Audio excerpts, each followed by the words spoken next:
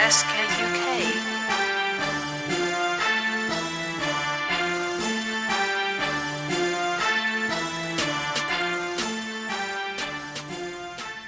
Hey guys, welcome back to an RC update, and today we're obviously looking at my HoBao Hyper MTE monster truck.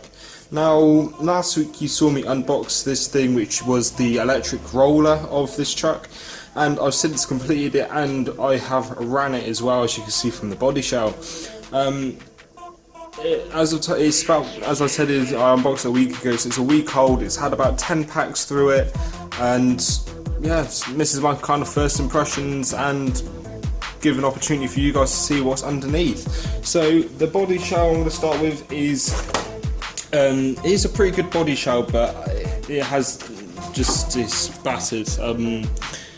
I think if you were to get the roller or the RTR, I think the best advice I could give would be to reinforce the rear with shoe glue and drywall tape or something similar, because otherwise you're going to get this issue. And I've actually tried to hold it together with tape, but it hasn't happened. It just hasn't worked. The front is also split, which you can see there. It's just split there.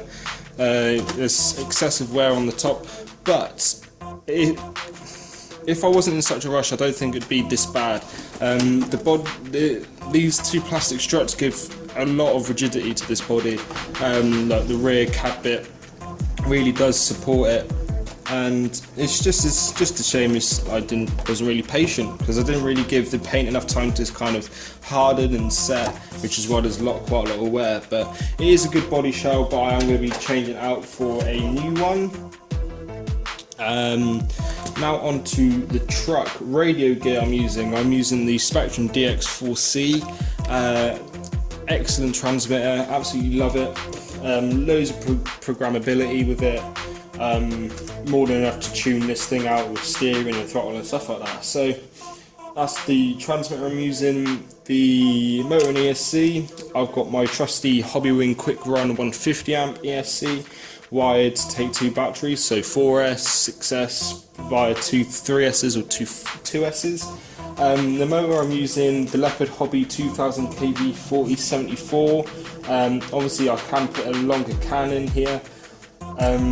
There is an optional mount to put a 42mm diameter can in here, so I might pick one of them up and put in a 4274 or a 4284mm can. Stuff like that. It's just stuff floating around in my head, but this setup is working brilliantly as it is. Gearing, it is using the 16 tooth pinion gear with the stock spur. I don't know how many teeth are actually on the stock spur gear, but I'll see if I can find that out. Servo, if I flip the car around, is just hidden away in there. The Turnigy 1259 TG servo, mated up with the included aluminium horn. Works out brilliantly. It's a great servo, it's more than enough torque to turn these huge tyres, and it's a very inexpensive servo. A lot of bang for your buck, I would say, that servo. The tyres, as I've got my hand on them, obviously I have to glue these up. These are not pre-glued out of the box with the roller. The foams, as I'm sure you may have saw in the unboxing, they're huge, and they were also kind of all creased up and crinkled and stuff like that. So what I did, I took a warm bucket of water and just placed them in the water with some weights to hold them down, because obviously they float, and then rinsed them out and then left them for a couple of hours, let them expand to their normal shape. Make sure there's no water in them when you glue them, because obviously they'll start wobbling as you drive. But it's a bit of a task to get up into these tyres, because obviously these tyres have got such a low profile and the foams are kind of like this big in width. It's a challenge to get in there, but they do go in.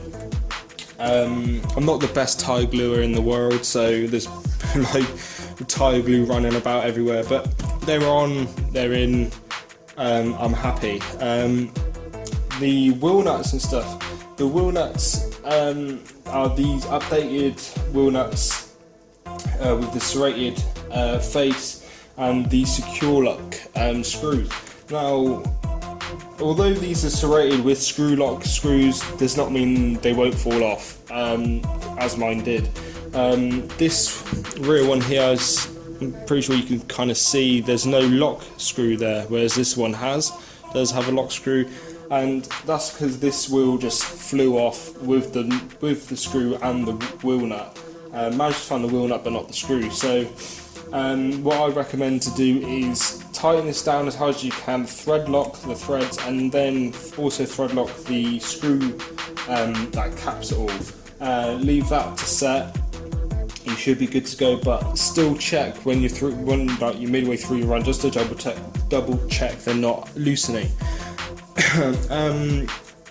What else could I say? The chassis, mine hasn't bent yet. I have got a brace, which is here, which I'll be putting on in the workshop video, which I'm going to be filming after this one. So more details on that brace when obviously get to the video. The shocks out of the box, they do need topping up. I found when I took them apart or had a look inside, they were about 3/4 the way full.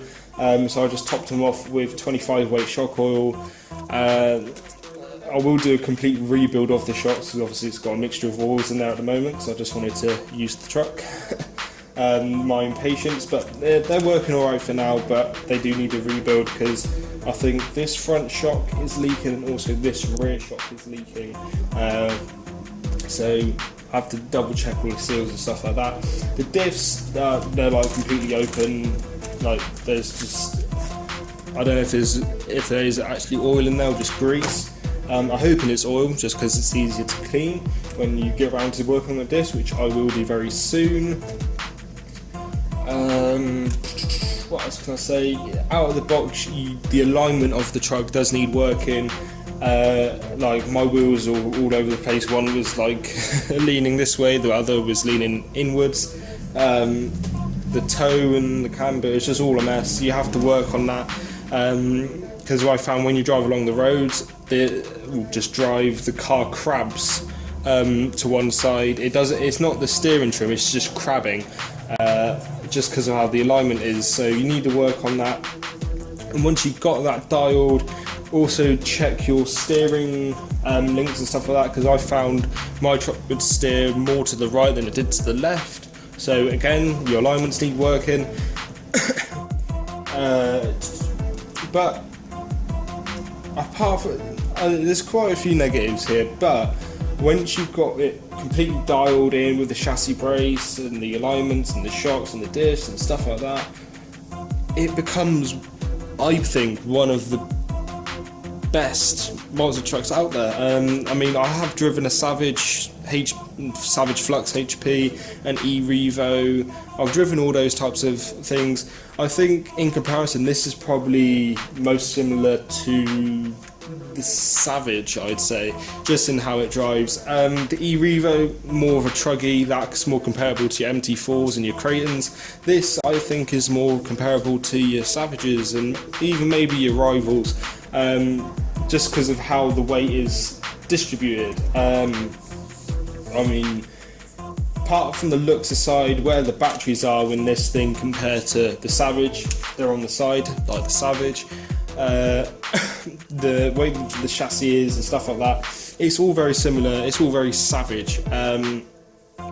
So I think that's how it drives, it's similar to the Savage.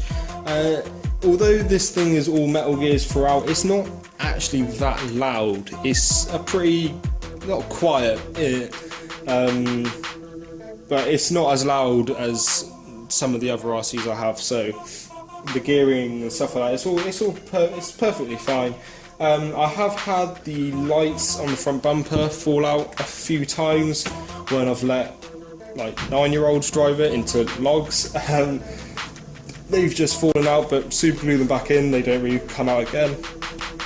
Sorry. And as I said, I've let really young kids have a go on this thing, and that's because I'm just so confident that this thing can handle that kind of abuse, and so I'm just happy for them to drive it. And when they see something like this drive about, they obviously want to go. So I'm happy to let them have a go. Turn the speed down on the controller and let them just toodle about with it. I let them hit jumps, etc. And that's kind of why the body is pretty beat up. But it's such a fun truck. It's so durable. I mean, the arms and stuff like that, there's nothing that's broke. I mean, I've only had it a week, but obviously you can see I've punished the thing because of the body shell, but the actual chassis itself, it hasn't broke at all. I have got a wheelie bar on order for this thing, because even on 4S with the 16-tooth pinion gear, this thing will easily try and backflip. I have done one backflip with it just on the road. I mean, you can do backflips up the wall and stuff like that, but just on the road it has done one, and that's just on 4S. And as a result of all the wheeling and stuff, this kind of happens to the screws at the back bumper. These are just completely grounded off now. Like you can't even get a hex in there anymore. So what I'm going to do, I'm going to order a complete bumper set, and when I get the wheelie bar, and hopefully with that I won't have any grounded off screws. Obviously I said a new body shell. Tyres are fine. I will get a new set of tyres for this thing as well, because I don't want to just run these if I'm just purely going off-road. What else can I say? This thing out of the box, well, with the power system I've got, obviously it's going to vary from person to person. It's not super fast out of the box. I think this is pretty comparable to the actual RTR system, 2000 kV motor with the Hobbywing Quicrun 150 amp ESC. It's not super fast out of the box, but then again, I compare this to cars that are smaller. It looks slow, but I don't think it is actually going, like, it's actually going the same speed as my other RCs, it's just bigger. But you could easily gear this up to 18 or 20 tooth pinion gear with no issues at all. In fact, I have got a 20 tooth pinion gear coming for this thing, along with the wheelie bar. What else can I really say? I mean, it's a brilliant truck. Obviously you got to do your bracing, but then again, what, an MT4 G3, you need to do your bracing similar to my ST1. It's just part of the hobby, really. You got to do your own work. Every car needs tuning to get it to where you want it to be. But yeah, that's kind of my thoughts on the HoBao Hyper MTE monster truck. Stay tuned for an upcoming workshop video with the chassis brace, and also I'm going to do one for the wheelie bar and diffs and stuff like that. So plenty more videos of this thing coming. I'll keep you guys updated. And well, yeah, that's pretty much it for this video. If you like this video, please hit the like button. If you're new around here and you like the videos on my channel, please go ahead and subscribe to go to the community I've already obtained. I just want to say a huge thank you for over 600 subscribers. I know I said this in the last video, but it's just great. I mean, a little over a year and I've got over 600 subs. I'm happy with that.